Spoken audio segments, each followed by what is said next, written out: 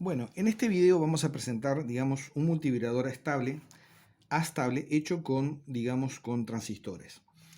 Este circuito en la actualidad se utiliza poco porque, digamos, hay otros integrados mucho más convenientes, como por ejemplo el 555, que nos permite incluso mayor exactitud, digamos que este circuito es más fácil, digamos, el cálculo, digamos, de la frecuencia de oscilación y en realidad es mucho más exacto. Por el otro lado, el 555 tiene un costo muy bajo, pero también hay que resaltar que este circuito tiene una pequeña ventaja. A veces si nosotros necesitamos hacer un oscilador, por ejemplo, y no tenemos un 555, perfectamente bien lo podemos realizar con dos transistores.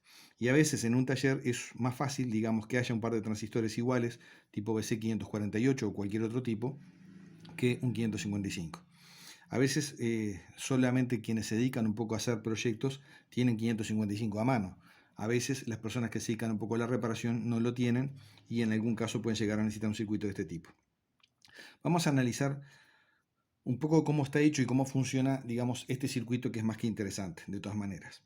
Aparte es sumamente, digamos, económico, sencillo y fácil de construir porque es un circuito totalmente simétrico.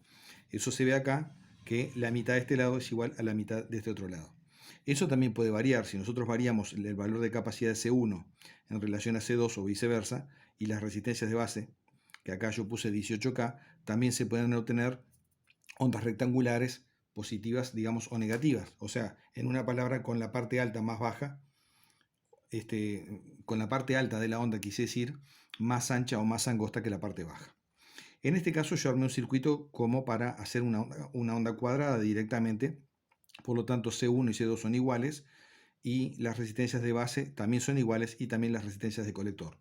Obviamente que los transistores también. Vamos a analizar, digamos, brevemente cómo funciona, digamos, este circuito para entender un poco la operación de él. Siempre que haya dos transistores de este tipo, es prácticamente imposible que, aunque sean exactamente la misma característica, sean idénticos. Lo que equivale a decir que uno va a tener, aunque sea un poquito más HF que el otro. Vamos a suponer en este caso que el transistor T1 tiene un poquito, o sea, el HF del transistor T1 es un poquito más grande que el HF del transistor 2. Lo que va a ocurrir en este caso es lo siguiente. Cuando nosotros conectamos la alimentación, este transistor va a arrancar adelantado a conducir en relación al transistor T2, justamente por tener, digamos, un HF un poco mayor. ¿Cuál es el resultado? Este transistor avanza más rápidamente hacia la saturación. Aquí la relación entre las resistencias RB y RC está puesta de manera tal de que cualquiera de los transistores siempre se va a saturar. Porque si nosotros dividimos aproximadamente 18K entre 1 nos da 18 y el HF de cualquiera de estos transistores en general va a ser mayor que 18. Acá desprecié los voltajes colector emisor y voltaje base emisor para el cálculo que acabo de hacer. O sea que en una palabra es muy fácil seleccionar el conjunto de resistencias para lograr la saturación de los transistores. Eso prácticamente uno ya lo hace a ojo directamente y no necesita ningún cálculo. Entonces vamos a ver lo siguiente. Cuando recién se conecta la alimentación, decíamos, el transistor T1 avanza, por ejemplo, hacia el corte, hacia la saturación. Eso equivale a decir que el voltaje entre colector y emisor va a ser 0 aproximadamente.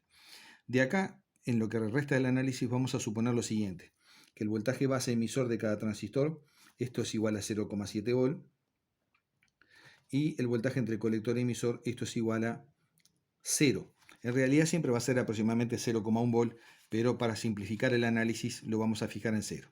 Y en este caso, la alimentación le vamos a dar un valor como por ejemplo 12 volt, que así es que lo tengo armado ya el circuito, digamos, en la práctica. Entonces lo que va a pasar va a ser lo siguiente. Decíamos que este transistor se dispara antes que el otro, avanza hacia la saturación, el voltaje colector y emisor cae a 0, por lo que acabamos de decir, y al caer a 0 el voltaje entre colector y emisor, digamos, esta punta de este lado izquierdo del condensador C1 queda prácticamente puesto a masa, en una palabra, a través, digamos, del transistor. En un condensador es imposible que el voltaje en una placa varíe de una forma tal de que ese cambio no se vea reflejado en la otra. Antes de, digamos, en el preciso momento que se conecta a la alimentación, el voltaje en el colector de este transistor está en 12 volt, la alimentación. Inmediatamente, en un tiempo finito, va a caer a 0, pero partió, digamos, de 12 volt. Quiere decir que el voltaje efectivamente cae acá, en el colector de este transistor, desde 12 hasta 0. Eso significa que del otro lado del condensador el voltaje va a bajar también 12 volt. Si aquí bajó 12 volt, de este lado tiene que bajar forzosamente 12 volt, aunque después ese valor lo recupere rápidamente. Este voltaje de 12 volt que cae del lado derecho del condensador se va a manifestar de esta manera. El voltaje base emisor del transistor T2 va a ser 0,7 volt. Quiere decir que acá el voltaje va a pasar desde 0,7 volt a menos 11,3. En una palabra, a 0,7 volt que hay de este lado del condensador debido al voltaje base emisor de T2, le restamos 12 y eso nos da 11,3 volt. O sea que vamos a ir dibujando un poquito lo que pasa. Yo acá voy a poner, por ejemplo, el voltaje de colector emisor del transistor T1 y tenemos lo siguiente. El voltaje entre colector y emisor, digamos, del transistor T1 baja desde 12 volt a 0. ¿Tá? Sabemos que es 0,1, pero le damos 0. El voltaje en la base, digamos, del transistor T2, por ejemplo, el voltaje en la base del transistor T2, esto va a pasar desde 0,7 volt, esto es 0,7 volt, va a bajar de golpe a menos 11,3 volt. ¿Por qué? Porque como aquí la tensión bajó 12 volt, del otro lado, digamos, en el otro terminal del condensador tiene que caer también 12 volt. 0,7 volt que hay debido al voltaje base emisor de T2 baja a menos 11,3. Entonces, ¿qué pasa? El transistor T2 ya recibe un pulso negativo en su base que lo lleva más todavía hacia el corte. Al avanzar este transistor hacia el corte, quiere decir que el voltaje en el colector de T2 se mantiene, en este caso prácticamente, en el voltaje, digamos, de la fuente. Y aquí, digamos, este transistor tiene 0,7 volt en la base, que es lo que lo mantiene saturado. Quiere decir que ahí se mantiene en equilibrio. ¿Qué va a pasar ahora? Lo siguiente. El condensador C1 tiene este lado puesto a masa y el otro comienza a cargarse a partir de la resistencia de base de 18K. Pero ¿a partir de qué voltaje lo hace? Lo hace a partir de una tensión de menos 11,3. Quiere decir que en una palabra este condensador comienza a cargarse en este punto desde menos 11,3. Cuando aquí el condensador en este punto llega a 0,7 volt, se dispara el transistor T2. Al dispararse el transistor T2, porque se llegó al voltaje encendido del mismo, el voltaje en el colector de este transistor baja, ¿tá? También cae 12 volt, ¿tá? Este voltaje bajó 12 volt y de este lado del condensador también va a bajar 12 volt. Antes había, en una palabra, 0,7 volt acá, ahora va a pasar lo mismo, pero en el otro sentido. O sea, en una palabra, aquí, digamos, si vemos el voltaje en la base de T1, teníamos una tensión, digamos, de 0,7 volt, debido a que el transistor estaba saturado, y ahora lo que va a pasar es que esta tensión va a caer desde 0,7 volt, va a caer hasta menos 11,3 volt. O sea que el voltaje aquí va a bajar de 0,7 que había cuando el transistor estaba saturado a menos 11,3. Estos menos 11,3, ¿qué hacen? Obligan al transistor T1 a cortarse. Al cortarse el transistor, el voltaje en el colector de este transistor sube, digamos, a 12 volt. Sube a 12 volt. Eso mete, esta subida de 12 volt acá, mete un pequeño sobreimpulso a través de C1 hacia la base de T2, ¿tá? Hacia la base de T2, que obliga a un pequeño piquito, en este sentido, que no puede subir mucho más porque está el voltaje base emisor de por medio, pero pongámosle que de 0,7 pudiera irse a 0,8 o 0,9 volt como mucho, y después baja inmediatamente a 0,7. Y ahora el condensador, el voltaje en la base del transistor T1 comienza a subir el voltaje en la base de este transistor, porque el condensador C2 comienza a cargarse a partir de la tensión de menos 11,3. ¿Cómo se carga? A partir de la resistencia base T1, sigue el camino por acá y el voltaje colector emisor del transistor T2. Entonces esto va a empezar a subir de esta misma manera hasta que, digamos, otra vez se repite la misma condición, ¿verdad? Y esto se va a continuar. ¿Qué va a pasar ahora? Al cabo de un cierto tiempo, el voltaje de carga del condensador C2 va a ser tal que va a generar 0,7 volt en la base de T1, el transistor T1 va a volver otra vez a la saturación, ¿tá? Por lo tanto el voltaje aquí va a bajar de vuelta a 0, al bajar de vuelta a 0 va a provocar que el voltaje en la base de T2, caiga de nuevo a menos 11,3 volt y comienza de vuelta un proceso, digamos, de carga y así sucesivamente. ¿Tá?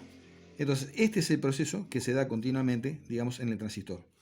O sea que los voltajes en la base de los transistores fluctúan desde menos 11,3 volt hasta pequeños picos de 0,8 o 0,9 volt como mucho, ¿tá?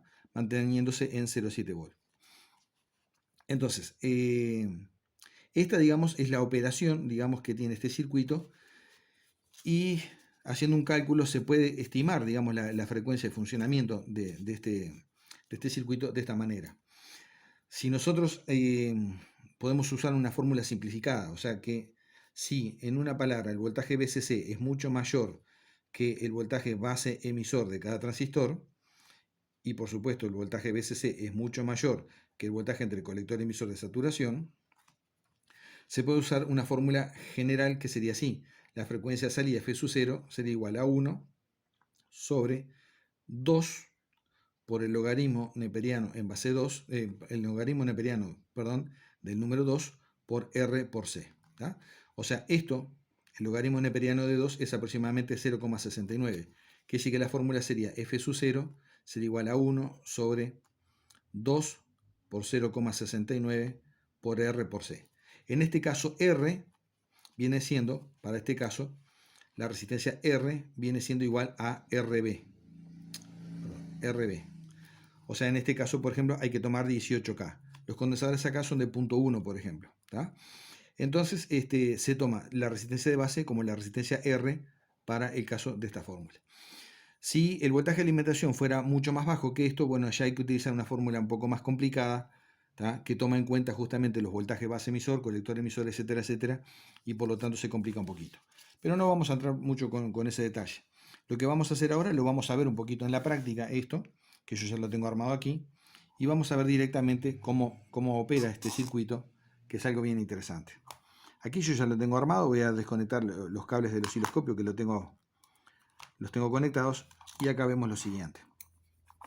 Tengo dos transistores, los dos son iguales, por la disposición de las patas quedó uno mirando hacia arriba y el otro hacia abajo. Estos son los emisores de los transistores, están puestos a masa, estos son los condensadores de carga, esta es la resistencia de colector de este transistor, de 1K, esta es la resistencia de colector de este otro transistor, y las dos, digamos, del medio son las resistencias de base, en este caso de 18K. Ahora vamos a conectar un poquito el osciloscopio, vamos a poner una, por ejemplo, en la base de este transistor T2, para ver un poco lo de las formas de onda que veíamos recién, y la otra en el colector del otro transistor T1. Y ahora vamos a observar un poquito lo que ocurre acá.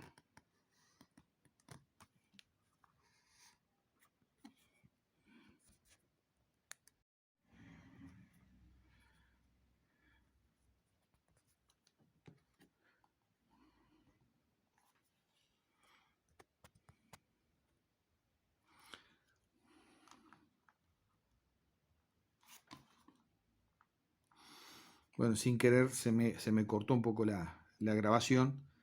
La retomamos, digamos, en este punto. Entonces ahí se puede ver, digamos, un poco lo que decíamos de las formas de onda, ¿no? A ver si podemos de repente dejarlo un poquito más. Ahí está. Que no nos moleste un poco esta luz. Ven que acá esta forma de onda, la de abajo, viene siendo la forma de onda tomada en el colector, digamos, del transistor T1, y la otra viene siendo la forma de onda tomada en la base del otro transistor. Ven, por ejemplo, si yo pongo acá en tierra las dos señales, vamos a hacer lo siguiente, ¿no? Vamos a ubicar bien esto. Para el canal 1, esta va a ser la forma de onda del colector del transistor T1. Observen lo que pasa. ¿Ven? La señal fluctúa entre 0 y 12 volt aproximadamente.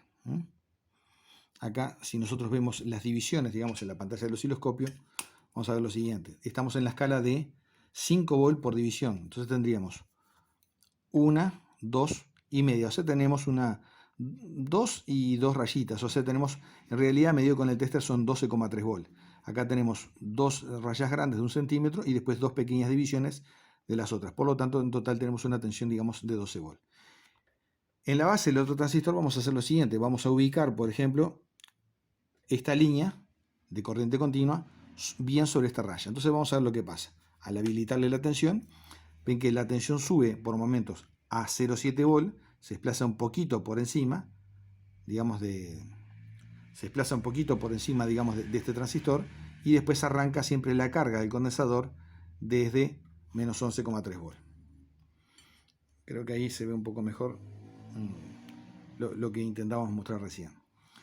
Ahora yo voy a cambiar esta señal por el colector, digamos, del otro transistor, y ven que en realidad las dos señales están desfasadas, digamos, 180 grados. O sea, cuando un transistor está al corte, el otro está en saturación. Cuando uno está al corte, el otro está en saturación y viceversa. Y lo mismo podríamos hacer con las señales en las bases, digamos, de ambos transistores, de esta manera.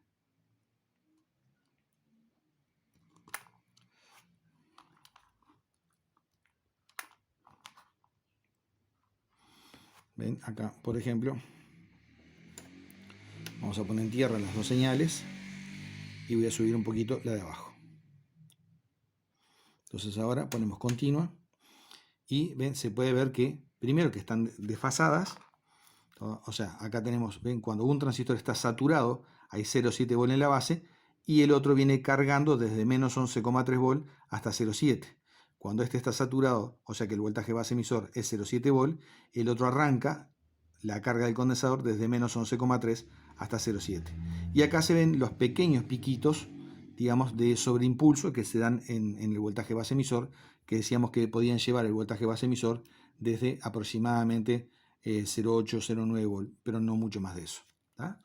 Bueno, creo que con esto vimos este circuito, que la gran ventaja que tiene es su simplicidad, su sencillez, y además es económico, dos transistores son muy baratos, y dos transistores a veces en cualquier taller son más fáciles de conseguir que un 555.